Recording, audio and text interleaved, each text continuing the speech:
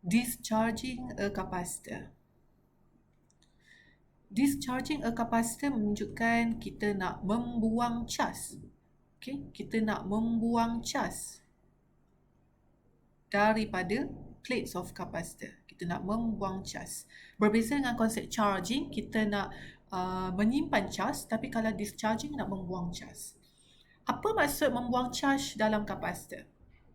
Okay, so maksud nak membuang charge dalam kapasitor adalah merujuk kepada plate 1, di mana plate 1 ada, di sini saya lukiskan ada 12 proton, manakala plate 2 adalah 12 elektron. So kita nak membuang charge tersebut. So maksud nak membuang charge, kita nak make the plate 1 dan plate 2 tu become neutral. Kita nak jadikan mereka neutral.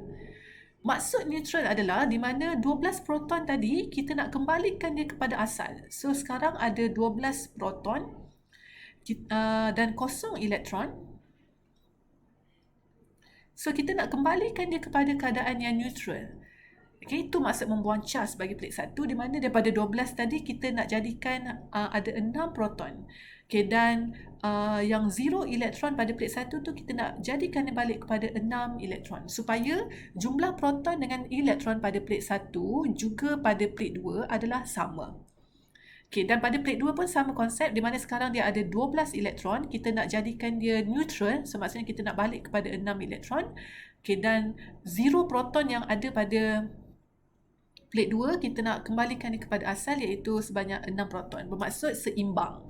Jumlah proton dan elektron pada kedua-dua plates of the capacitor adalah sama. Itu maksudnya kita discharging a capacitor. Okay, so macam mana proses tersebut boleh berlaku? Okay, so proses tu berlaku adalah once kita open the switch. So tadi keadaan asalnya kita nak charge, kita on the switch, but now untuk kita discharge a capacitor, kita perlu buka switch, off.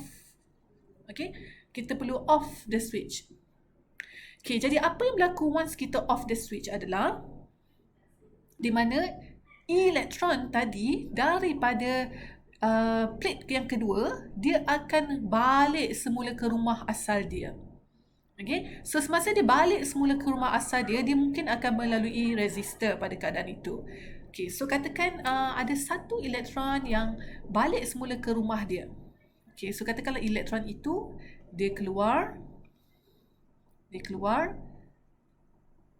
dan patah balik. Okay, patah balik masuk semula ke rumah asal. Okay, so dia akan duduklah diam-diam dekat rumah asal dia tadi. Okay, katakanlah ini tempat asal dia, contoh sahaja. Okay, now dia occupy elektron di situ.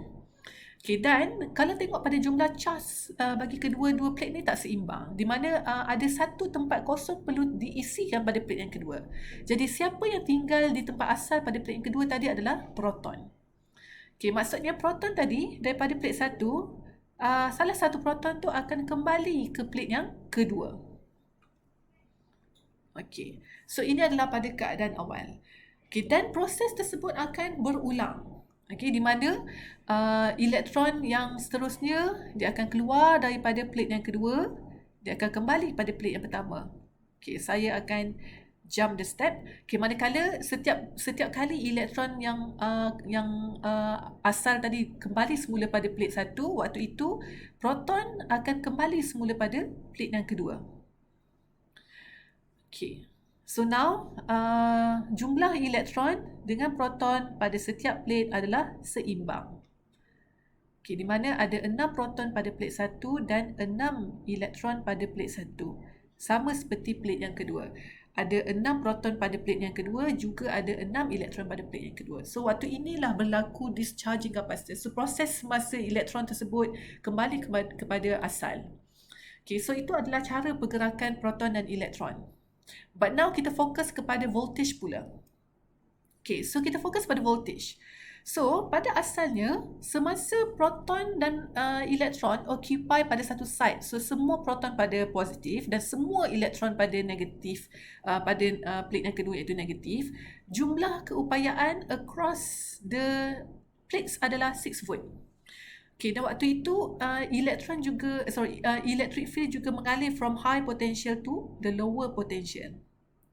Okay, but as soon as elektron keluar daripada plate negatif, plate yang kedua, pergi semula ke plate pertama, waktu itu akan muncul satu proton di situ. Okay, so bilangan elektron dah ada 11, bilangan proton dah ada 1 proton. Okay, waktu itu sebenarnya perbezaan potensi antara plate dah berkurang daripada 6 kepada, for example, just an example, kepada 5 volt. Okay, dan seterusnya, bila elektron yang seterusnya, elektron yang kedua pula dia akan travel dan masuk semula ke plate 1. Waktu itu, 2 tempat kosong tadi dah terisi dengan 2 proton. Jadi ada 10 elektron, ada 2 proton.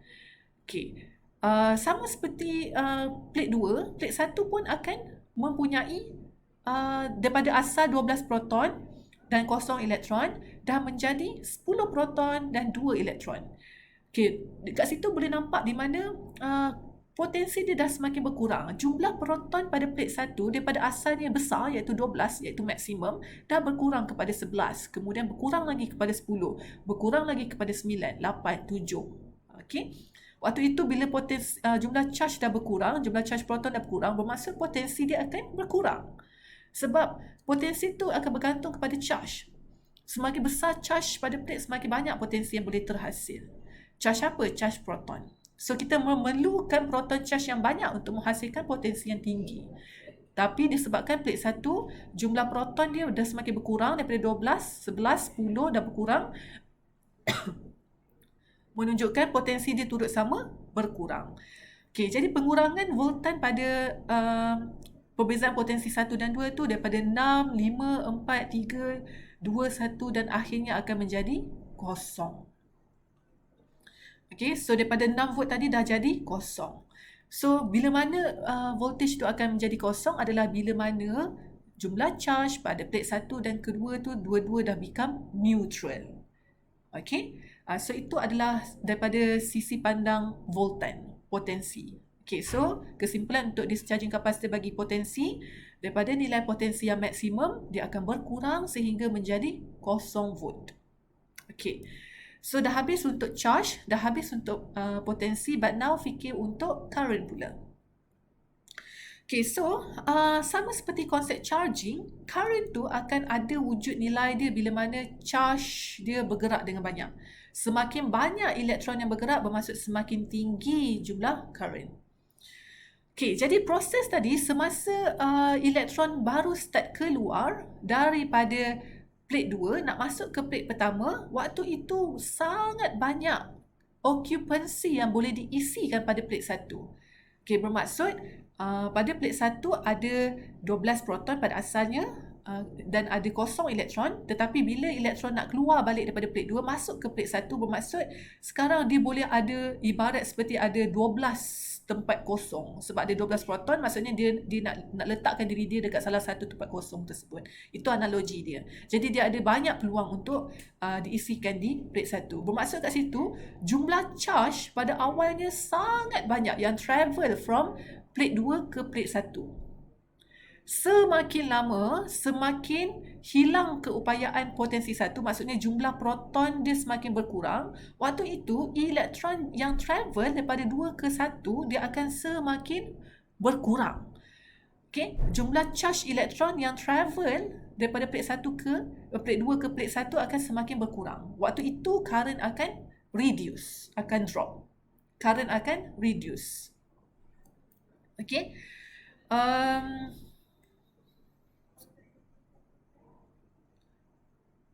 So, kita boleh lakarkan graf. Okay, di mana untuk konsep charge,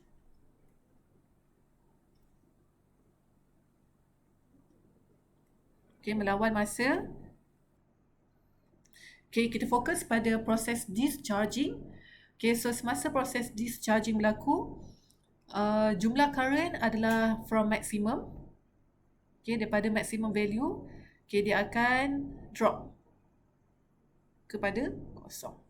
Okay, kenapa dia reduce kepada kosong adalah disebabkan bilangan charge elektron yang keluar daripada plate 2 ke plate 1 tu semakin reduce. Okay, dan berkaitan dia dengan current melawan masa adalah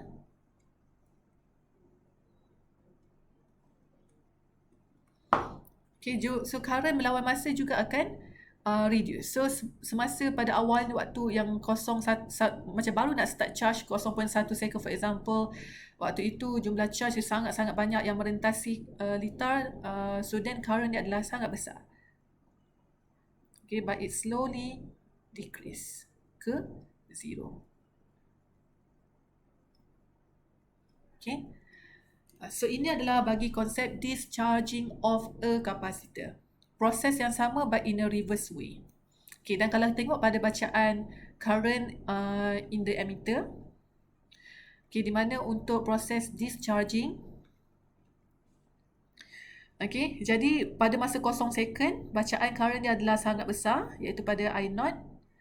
Okay, but once potensi across the plate 1 dan 2 tu berkurang, jadi current dia akan berkurang disebabkan jumlah charge yang sampai ke plate 1 adalah semakin berkurang. Jadi dia akan slowly decrease dan akhirnya kepada kosong.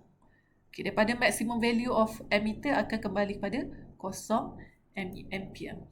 Okay, itu adalah kaitan antara charge melawan masa dan juga current melawan masa bagi proses discharging a capacitor.